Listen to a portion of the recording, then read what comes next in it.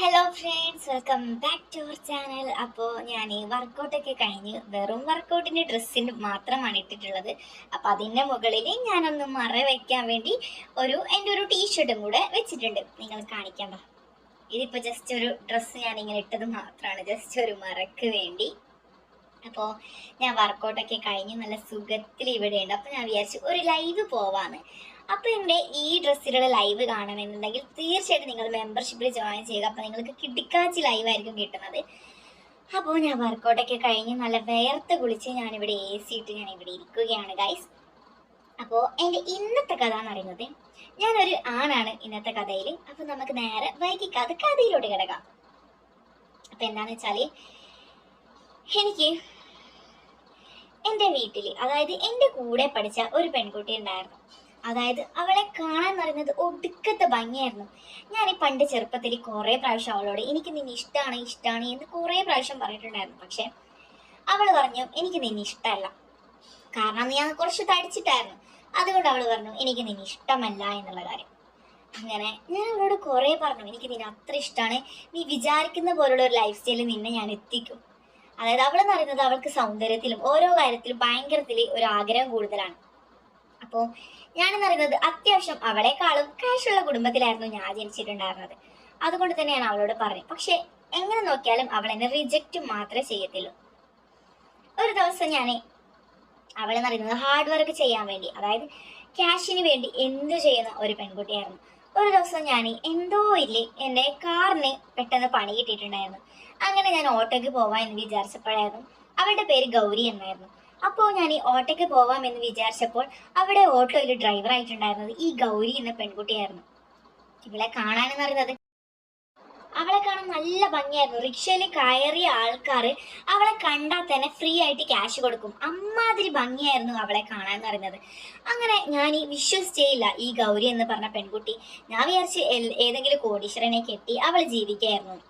പക്ഷേ അവൾ പറഞ്ഞു ഞാൻ കെട്ടിയത് പ്രണയത്തിന് വേണ്ടിയാണ്, ക്യാഷ് ഒന്നും നോക്കാതെ ഞാൻ സൗന്ദര്യം നോക്കിയിട്ടാണ് കല്യാണം കഴിച്ചത്, അതുകൊണ്ട് തന്നെ എനിക്ക് നല്ല പണി കിട്ടി എന്നവൾ എന്നോട് പറഞ്ഞു.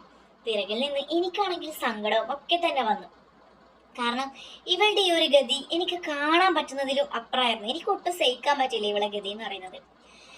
അങ്ങനെ അവൾ എന്നോട് പറഞ്ഞു റിക്ഷയിൽ കയറി ഉടനെ ഞാൻ കണ്ടത് അവളെയായിരുന്നു. അപ്പൊ തന്നെ അവൾക്ക് മനസ്സിലായി ഞാൻ ഈ വലിയ നിലയിൽ, അതായത് അവൾക്ക് പോലും ചിന്തിക്കാൻ പറ്റാത്ത വലിയ നിലയിലായിരുന്നു ഞാൻ എത്തിയിട്ടുള്ളത് എന്ന്. അതായത് എൻ്റെ ഇപ്പോഴത്തെ വരുമാനം അനുസരിച്ചിട്ട് ഞാൻ വലിയ, അവൾക്ക് വിചാരിക്കാത്ത, അവൾക്ക് ലൈഫിൽ കിട്ടാത്ത ഒരു പയ്യനായിട്ടാണ് ഞാൻ മാറിയിട്ടുള്ളത്.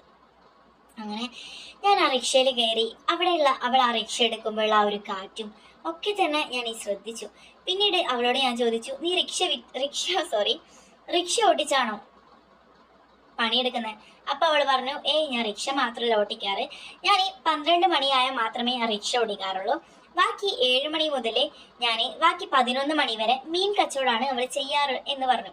അപ്പൊ ഞാൻ ചോദിച്ചു മീനൊക്കെ എങ്ങനെ നല്ല രീതിയിൽ പോകുന്നുണ്ടോ ചോദിച്ചു. അപ്പൊ അവൾ പറഞ്ഞു ദിവസം എനിക്ക് 800 രൂപയെങ്കിലും മീനിൽ നിന്നും കിട്ടുന്നുണ്ട്, പിന്നെ പകുതി റിക്ഷയിരുന്നു, എനിക്ക് ജീവിക്കാൻ നല്ല വെയിൽ പോകുന്നുണ്ട് എന്ന് പറഞ്ഞു. എന്നാലും എനിക്കൊരിത്, കാരണം സൗന്ദര്യം ഇല്ലാത്ത ആളാണെങ്കിൽ നമുക്ക് ഒരു ഇതില്ല. ഇതെന്ന് വെച്ചാൽ എനിക്ക് കാണുമ്പോൾ തന്നെ ഒരു സങ്കടമാവും, കാരണം ഞാൻ ഇഷ്ടപ്പെട്ട ഒരു പെൺകുട്ടിയല്ലേ.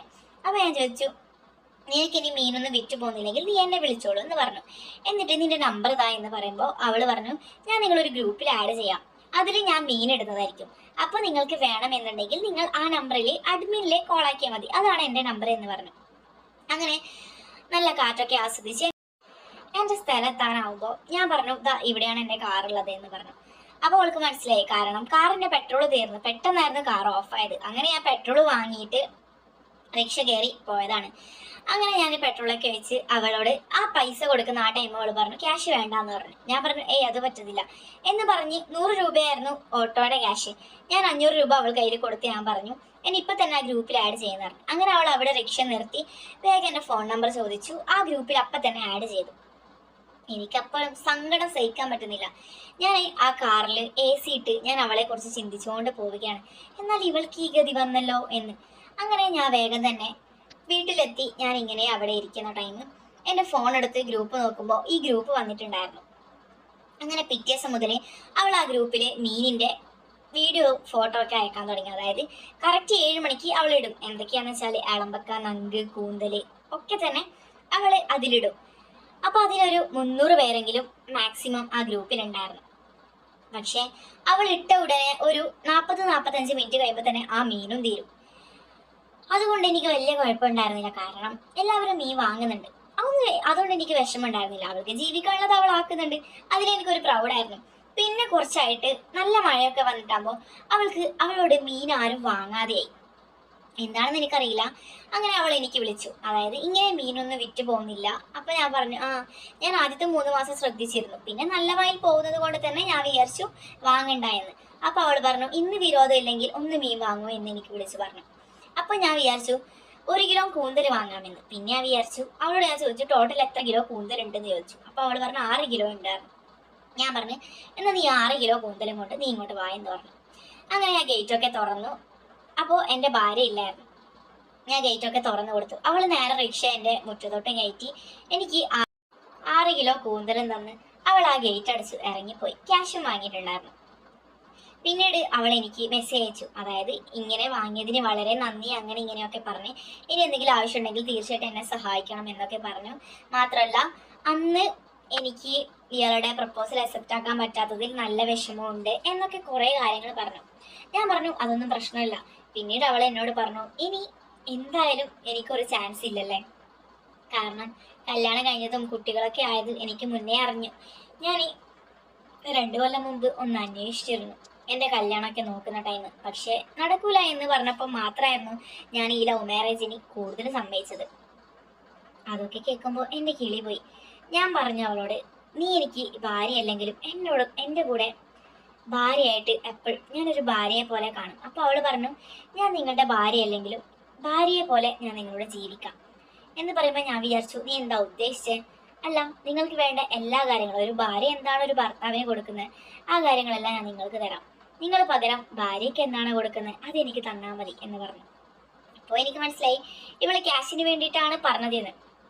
പക്ഷെ എനിക്കതൊന്നും പ്രശ്നം ഉണ്ടായിരുന്നില്ല, കാരണം ഭാര്യ എന്താണോ ഭർത്താവിന് കൊടുക്കുന്നത് അത് മുഴുവനും ഇവിടെ എനിക്ക് തരാമെങ്കിൽ ഭർത്താവ് ഭാര്യ കൊടുക്കുന്നത് ഞാൻ കൊടുക്കുന്നതിൽ പ്രശ്നമില്ലല്ലോ.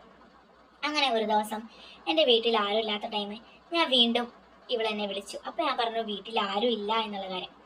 അപ്പോൾ വിളിച്ച് കട്ട് ചെയ്യുന്നതിന് മുമ്പേ ഞാൻ അവളോട് പറഞ്ഞിട്ടുണ്ടായിരുന്നു 3 കിലോ ചെമ്മീനായിരുന്നു. അപ്പോൾ അവൾ പറഞ്ഞു, വിളിച്ച സ്ഥിതിക്ക് എനിക്ക് കൂടുതൽ ക്യാഷ് വേണ്ടി വരും, കൂടുതൽ ക്യാഷ് തരാനുണ്ടാവോ ചോദിച്ചു. അപ്പോൾ ഞാൻ പറഞ്ഞു, കൂടുതൽ ക്യാഷ് ഞാൻ എങ്ങനെയാ തരാം? അപ്പോൾ അവൾ എന്നോട് പറഞ്ഞു, ഞാൻ എന്നാൽ ഈ ചെമ്മീന് മുഴുവനും, അതായത് തൊല്ലിയിട്ട് ഈ ചെമ്മീൻ്റെ തോടും ഒക്കെ തന്നെ കളഞ്ഞ് ഞാൻ നിങ്ങൾക്ക് കൊണ്ടുതരാം. അപ്പോൾ 3 കിലോ കൂന്തൽ എന്ന് പറയുന്നത് 900 രൂപയാണ്. എനിക്കൊരു 1300 തരാൻ പറ്റുമെന്ന് ചോദിച്ചു. അപ്പം ഞാൻ പറഞ്ഞു, എന്നോക്കെ നീ എനിക്ക് ചെമ്മീനെ അളത്തിത്താ, ഞാൻ എനിക്ക് 1300 തരാം. എന്നിട്ട് അവൾ എന്നോട് പറഞ്ഞു, എനിക്ക് ക്യാഷിന് കുറേ അത്യാവശ്യം കൂടുതലാണ്. അപ്പം ഞാൻ ചോദിച്ചു, നിനക്ക് ക്യാഷ് അല്ലേ വേണ്ടത്, ഞാൻ പറയുന്ന കാര്യം നീ ചെയ്യുമോ എന്ന് ചോദിച്ചു. അപ്പോൾ അവൾ പറഞ്ഞു, നിങ്ങളെ പോലുള്ളവർ എന്ത് പറഞ്ഞെങ്കിലും ഞാൻ ചെയ്യാൻ റെഡിയാണ്, കാരണം ഞാൻ ഈ ക്യാഷിനെ റെസ്പെക്റ്റ് ചെയ്യുന്ന ഒരാളാണ്, അതുള്ളവരെ അതിനെക്കാട്ടി കൂടുതൽ ഞാൻ റെസ്പെക്റ്റ് ചെയ്യും. അപ്പോൾ നിങ്ങൾക്ക് എന്താണോ വേണ്ടത് നിങ്ങൾ ചോദിച്ചു. അപ്പോൾ ഞാൻ കാര്യങ്ങൾ പറഞ്ഞു. എൻ്റെ വീട്ടിൽ ഭാര്യയില്ല, ഞാൻ ഒറ്റക്കാണ്. അപ്പോൾ ഞാനൊരു പെൺകുട്ടിയോട് എന്തായിരിക്കും ചോദിക്കുന്നത് എന്ന് ഞാൻ പറയാണ്ട് നിനക്കറിയാമല്ലോ. അപ്പോൾ അവൾ ആദ്യം തന്നെ മിണ്ടിയില്ല. പിന്നെ അവൾ പറഞ്ഞു, എനിക്ക് മനസ്സിലായി, പക്ഷേ എനിക്ക് നിങ്ങളോട് ഒരു അക്ഷരം പറയാനില്ല, കാരണം എനിക്ക് എൻ്റെ മാനത്തെക്കാളും വലുതാണ് എൻ്റെ ലൈഫ് എന്ന് പറയുന്നത്. എനിക്ക് ക്യാഷിന് അത്ര അത്യാവശ്യമാണ്, അതുകൊണ്ട് നിങ്ങൾ പറയുന്ന എന്ത് കാര്യങ്ങളും ഞാൻ ചെയ്യാം.